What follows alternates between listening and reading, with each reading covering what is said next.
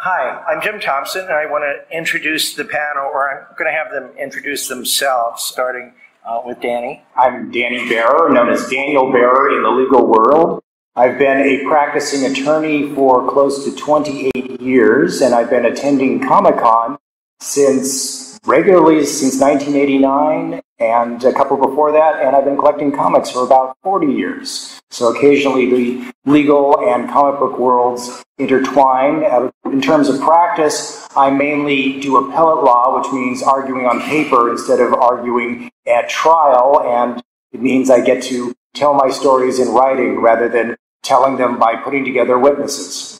And I'm Alex Strand. I run a website called comicbookhistorians.com, and Jim and I are admins on the Comic Book Historians Facebook group. Like Danny, I've been collecting comics most of my life, and comic history has become a passion. I've gone to 7 San Diego Comic-Cons in a row so far. My name is Marc Greenberg. I'm a professor of law at Golden Gate University in San Francisco. I'm the author of a book called Comic Art, Creativity in the Law. I represent comic artists, comic writers, a variety of different contexts. I'm a participant in the Comic Book Law School panel that runs all 3 days here at Comic-Con. And I'm kind of an active participant in this comics universe, representing clients both in transactional matters and occasionally, if it's necessary, in litigation. And I taught for Duke University for 15 years in teaching genre as it applies to both film and comics. I am also a divorce attorney in Los Angeles. So if anyone needs anything. Speaking of which, when I'm not teaching or buying comics or talking about comics, I do divorce people, and it pays bills and it buys my comics. But divorces are often described as cases of he said, she said. Once he says and she says, then the judge decides who said it correctly and who he's going to believe or she's going to believe. Comics history is often similar to this. More often, it's he said versus he said, but nevertheless. And the historian ultimately decides which narrative to go with, just as the judge does. That's not the only similarity, though, and that's what we're going to talk about today. In the divorce, when it's he said, she said, the lawyers help frame or refine those narratives from the sidelines, often whispering in the ears at the witness stand and also in preparation. Our point today is that there are often also lawyers on the sidelines in comics history in their narratives as well, directing or refining what he said and what he said. However, in court, the lawyers are in plain sight. In comics history, only the shadow knows where the lawyers are lurking. Hayden White, in his influential meta-history, The Historical Imagination in 19th Century Europe, 1973, and this is the academic side, not my lawyer side, observed that the history as a plenum of documents that attest to the occurrence of events can be put together in a number of different and equally plausible narrative accounts of what happened in the past. As Roland Barthes says, narrative is simply there like life itself, international, transhistorical, transcultural. What this means is that there's a lot of different narratives, and in doing a history of comics, there's not one history. There are multiple histories in a postmodern sense. Like estranged husbands and wives, co-creator writers and artists have their own narratives. Lawyers sometimes refine those narratives or push favorable counter-narratives, as I said. Historians, the people that are writing the history, create and shape these narratives into a narrative of history, and then we create our own narratives as readers. We're going to start by examining 3 examples of these comic narratives that become and turn into comic history.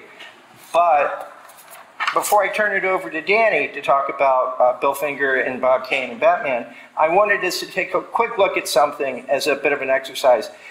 This is from True Fact Comics number 5, I believe, or Real Fact Comics number 5, The True Story of Batman and Robin. How a young Bob Kane is developing the notion of Batman in his mind from early on, where he's having a childhood friend dress up in a bat costume, and he's thinking about Batman even like when he's in school, and it goes through systematically every aspect of the Batman mythology and gives Bob Kane full credit for thinking of it, even to the points of Robin, even to the points of the Joker, all of the villains. Everything comes purely from the mind of Bob Kane.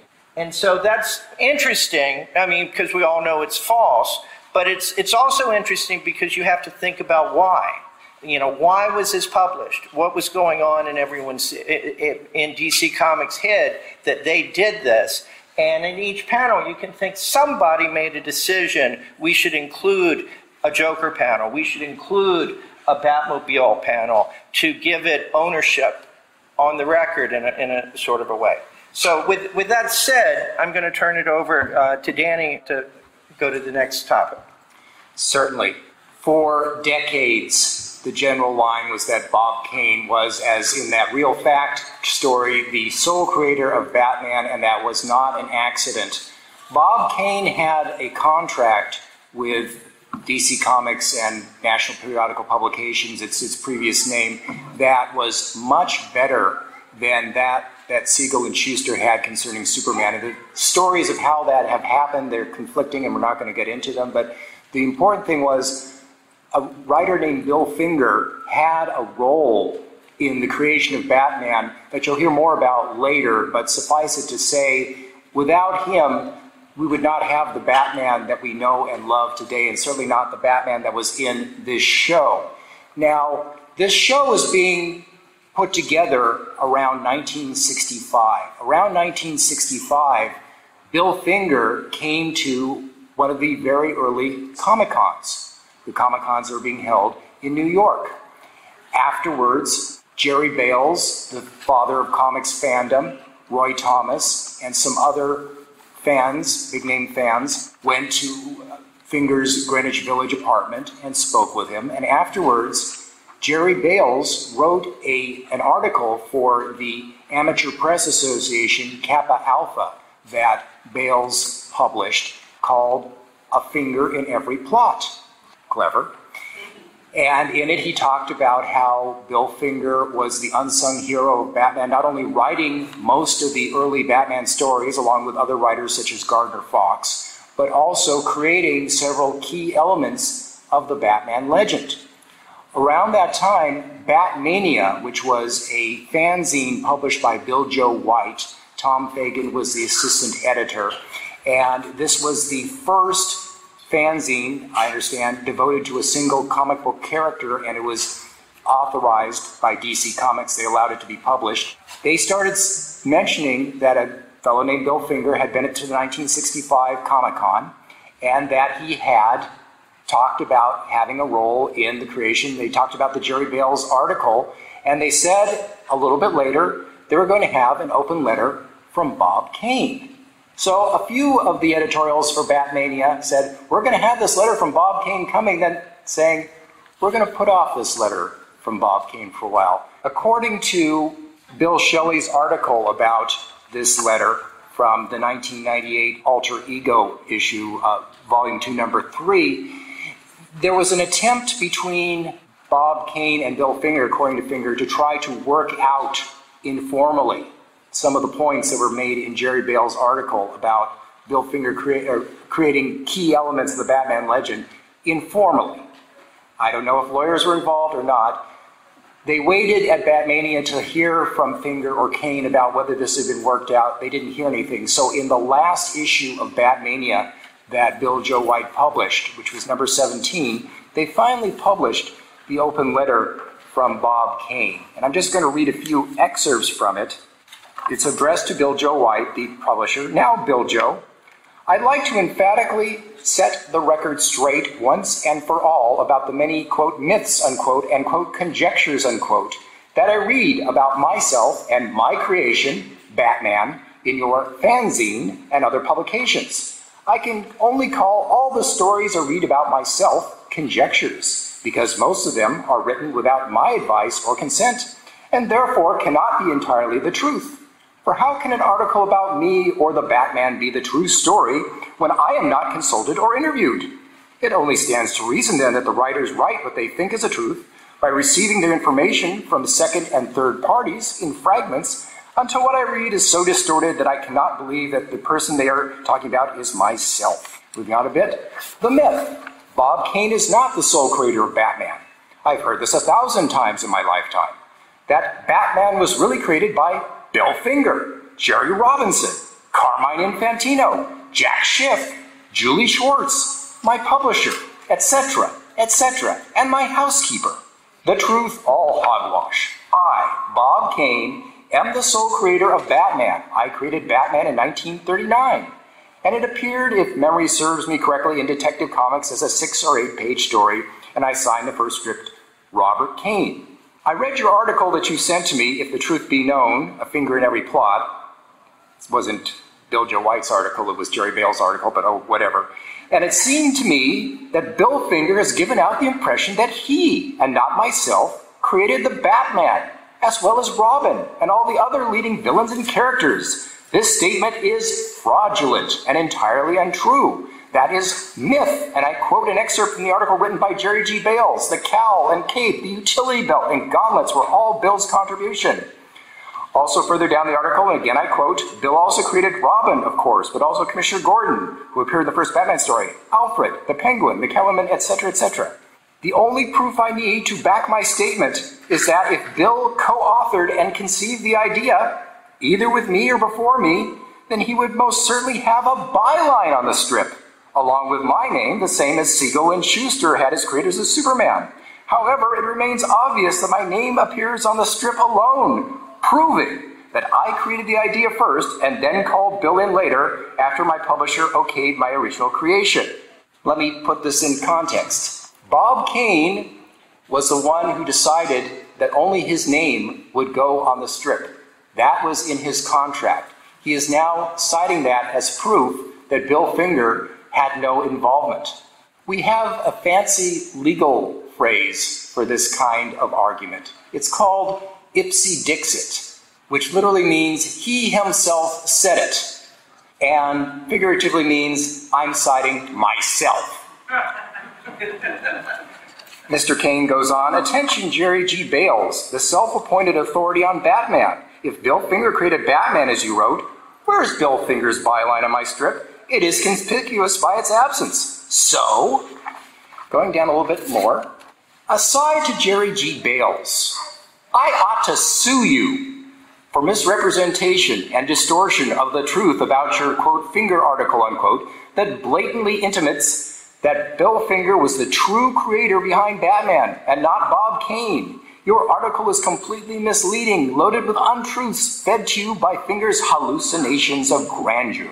May I say to you, Mr. Bales, that before you wrote so smugly and assuredly about Bill Finger being the real creator and 2 to 4 behind the Batman for publication, don't you think you should have double-checked your information back to me so I could verify and clarify Bill Finger's comments? We have a legal phrase for the sort of argument where you say something blatantly false and then challenge the person who's counter to you by saying, I'll sue you. It's called chutzpah. It's called what? Chutzpah. If you want the definition of that, look at Leo Roston's The Joys of Yiddish. It's a legal definition. So, we don't know whether there was a lawyer involved in writing this article or writing this open letter along with Bob Kane or not, but a clue to why it came out, besides Mr. Kane's ego, is later in the article, or the letter, where he talks about this new exciting show that's coming out in the winter of 1966, Batman. Now, there's potentially fame and fortune from Batman, and there's also an incentive for Mr. Kane to maintain that he is the sole creator. And that is so that he gets a card at the end of the credits that says, based upon the characters created by Bob Kane, and all the fame, fortune, merchandising, etc. that conveys. And incidentally, he wrote into Mr. Dozier saying, the producer saying, I really like that card, can you make it stay on the screen longer? So, the ultimate result is this really didn't go much farther. In 1965 and 1973, Bill Finger passed away. Before he passed away, however, he did have his one public credit associated with Batman, and that was that he co-wrote a two-parter for the Batman TV series starring the Clock King, which had all these Bill Finger trademarks like giant props and giant clocks come to life. And he got pictured on screen the credit that perhaps Bob Kane feared most, but perhaps one he feared even more was a few years ago, Bill Finger's family and DC did come to an arrangement where Bill Finger got some credit, and so we got the credit that we see from the 2016 movie Batman vs. Superman, Dawn of Justice. Jim? Thanks. So as I did with with Batman comics, I'm going to do here and show another one. This is the story of the origin of Captain America and who created it. And as we go through that, we snap and we know that it's actually Martin Goodman who created Captain America. This is Stan Lee telling all about how his relative created Captain America. And that he called in a bunch of writers and asked them to come up with the story.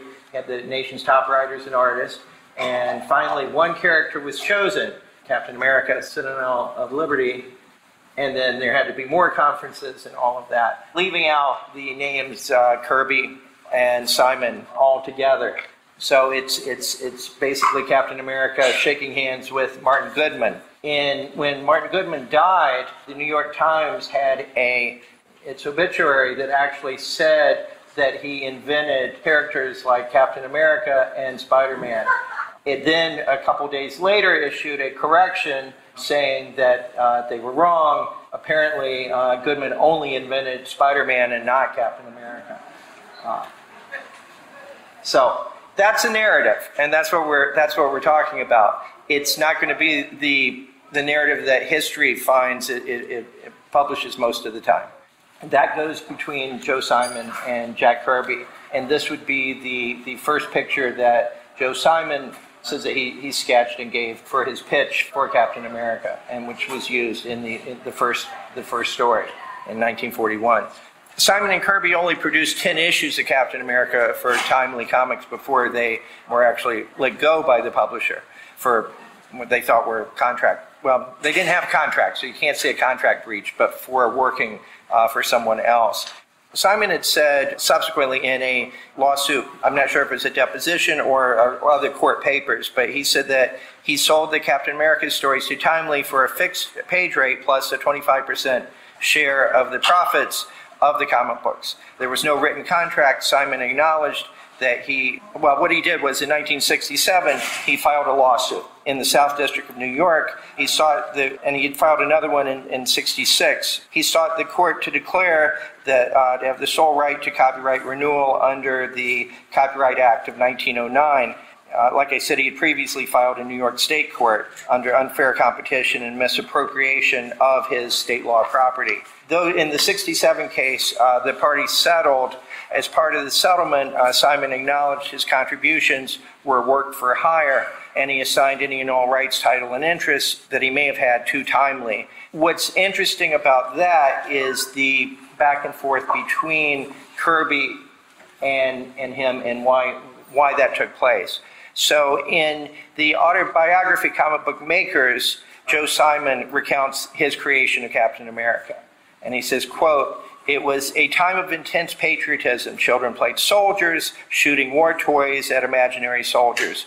Wouldn't they love to see him lambasted in a comic book by a soldier, a meek, humble private with muscles of steel and a colorful star-spangled costume under his khaki army uniform? Wouldn't we all?" He describes, very similar to Jerry Siegel talking about the night that he spent and emerged from his house or from his bedroom with the notion of Superman. He says, "I stayed up all night," Simon says, "I stayed up all night sketching the usual athletic figure, mailed armor jersey, bulging arm and chest muscles, skin-hugging tights, gloves, boots flapping and folded beneath the knee. I drew a star on his chest, stripes from the belt to a line below the star, and colored the costume red, white, and blue. I added a shield. As a child, I had been hung up on shields. The design seemed to work. The muscles of the torso rippled gallantly," he talks a lot like that, "under the red and white stripes.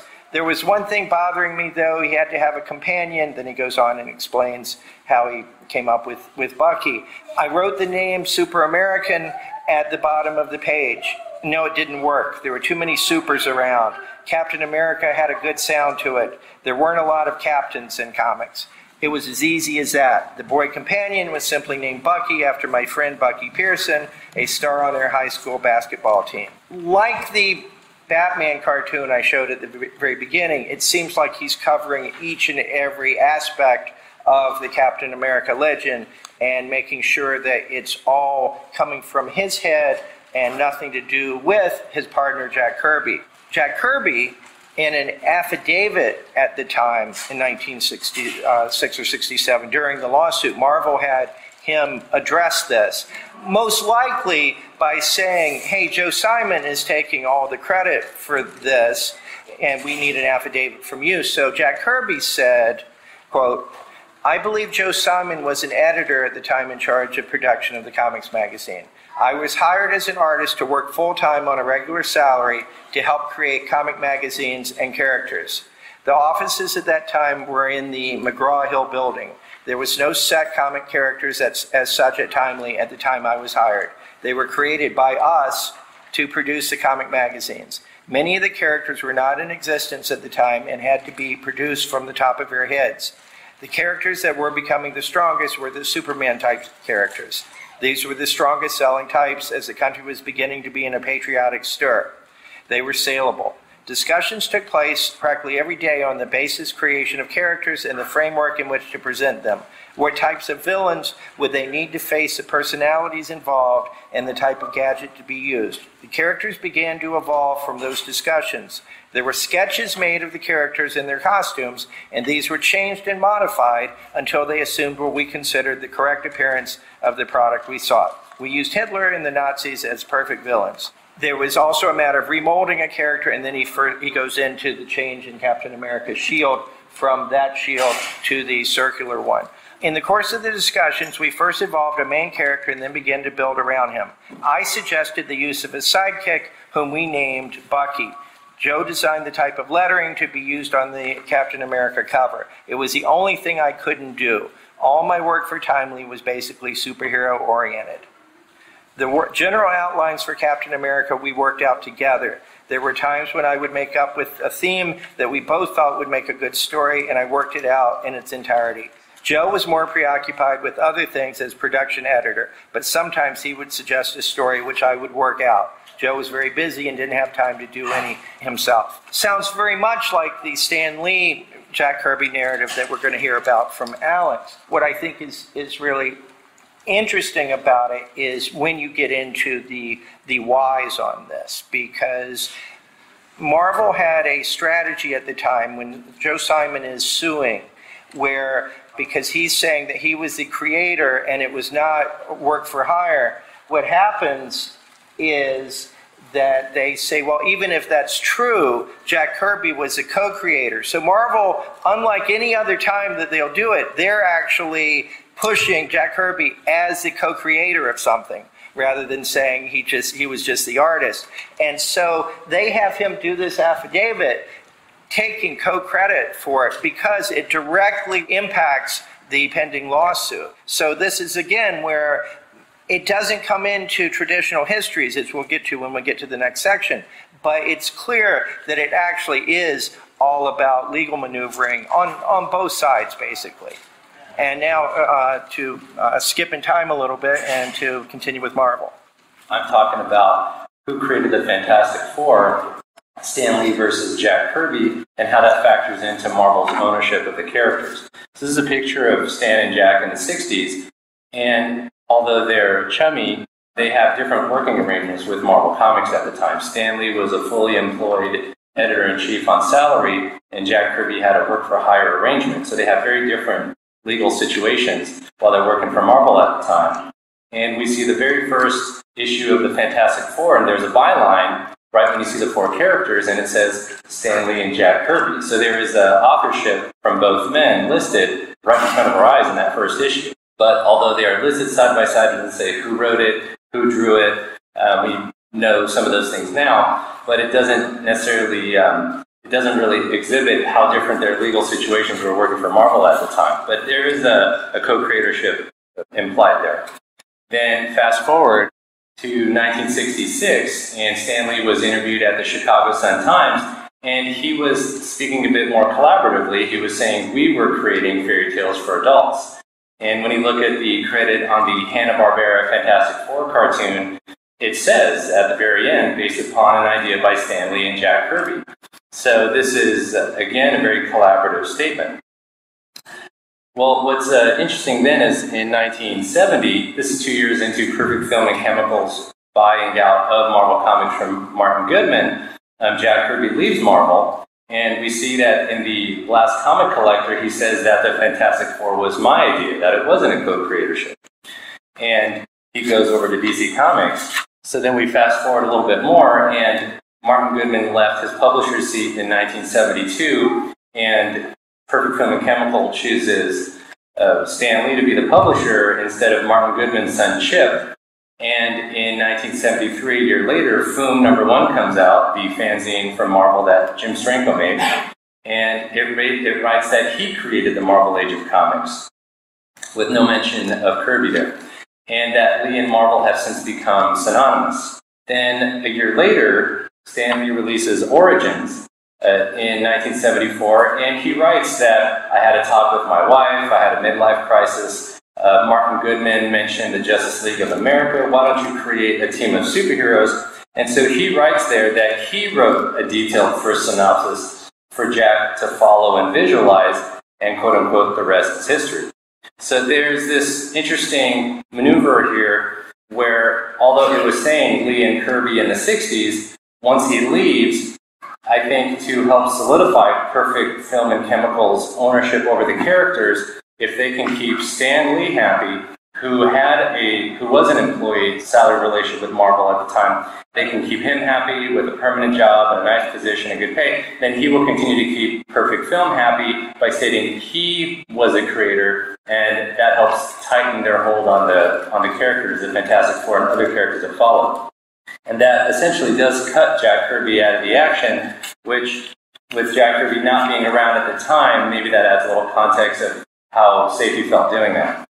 And now in 1975, Jack Kirby returns to Marvel, and he says, once working at Marvel, that Stan Lee and I shared ideas and laughs, and there's a bit of more of a collaborative statement again. So with Jack, it seems like when he works for Marvel, he speaks a bit more collaboratively, but then when he leaves Marvel, it's more like the Fantastic Four was his, and that's all there is to it. In 1978, they made the Silver Surfer graphic novel together, Stan Lee and Jack, so they worked together again. And he said that he always enjoyed working with Stan, and that it was a successful team and a collaboration. So again, it's more of a co-creator type of discussion there. Later on that year, Jack Kirby leaves Marvel for animation, and in the 80s, a lot of the comics say Stan Lee presents on a lot of comics.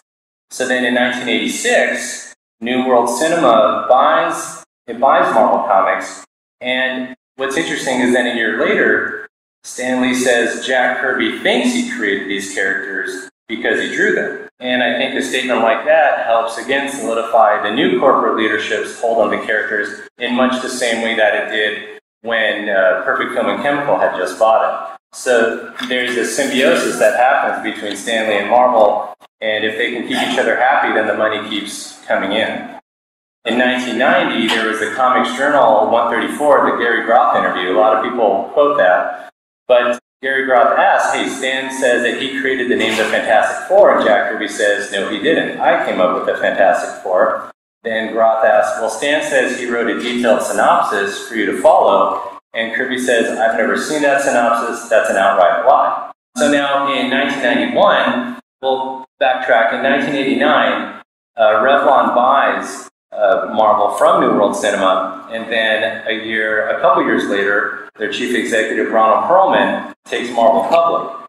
And so there's a lot of money coming in.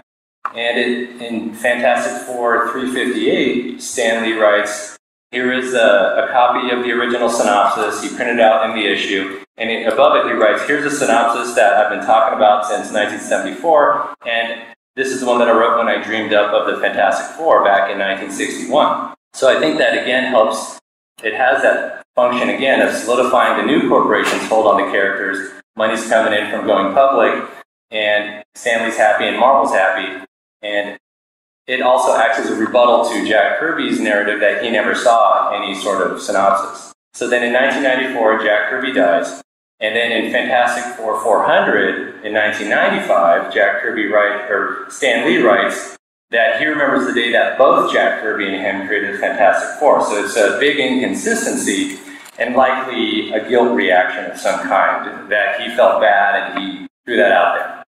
So fast forward about 14 years, in August 31st, 2009, Disney buys Marvel. And probably not coincidentally, the Jack Kirby estate, 2 weeks later, files suit to go after ownership of the Marvel characters. And Mark Toberoff, the lead attorney for the case representing the Jack Kirby estate, subpoenas Stanley and says, how do you reconcile the fact that at one time you say you created it yourself, and then at other times you co-created it? And Stan Lee says, and I quote, "I tried to write these knowing Jack would read them. I tried to write them to make it look as if he and I were just doing everything together to make him feel good." And so by doing that, with all the attorneys there and all the money there and all the Marvel people really keeping a close eye on it, again, Stan Lee keeps true to form like he did back in 1974, that if he denies any sort of creator authorship from Jack Kirby, then he helps tighten Marvel's hold on the characters. This is basically the role he's been playing, as well as promoting the Marvel brand, which everyone's fallen in love with. So that case did not make it, and the Kirby estate did not win ownership. It got appealed a couple times, and it kept losing. The main reason was due to Jack Kirby's work-for-hire relationship. And in 2014, they tried to take it to the Supreme Court, and Disney essentially settles out of court. They don't want to deal with the Supreme Court fallout. And then finally, the Kirby gets credit. There's a settlement to the Kirby family. And essentially now the byline in all the Fantastic Four magazines finally say Fantastic Four created by Stan Lee and Jack Kirby, just like that original byline said the very first issue that came out over 50 years earlier. That's how that was done. Alex, one curious thing to me as a lawyer was that in the Origins book, when Perfect Film and Chemical is trying to nail down that they own these characters, that part of that official narrative is that Martin Goodman ripped off National Periodical Publications' Justice League. It's curious that you say you're ripping off cop to ripping off another publisher's concept in solidifying your own. I can only say either that they felt there was more authenticity in putting in that element of taking the idea from somebody else, or maybe it's just true. Yeah. And there's this interesting directive of, well, Martin Goodman said create this, so then it becomes his creation. And it's a funny pattern of, well, if you tell someone to build it and they build it, who created it? It's a weird concept. So what I wanted to do now, very briefly, is what we've heard is voices telling their stories and their narratives. But now we want to look at how history books take those voices and narratives and chooses which ones to go with. And these will be very brief, and then we're going to open it up to talk about the legal aspects and the silent, the quiet voices in the background. From Captain America, and this is from Tales to Astonish, the author basically repeats what Simon is saying.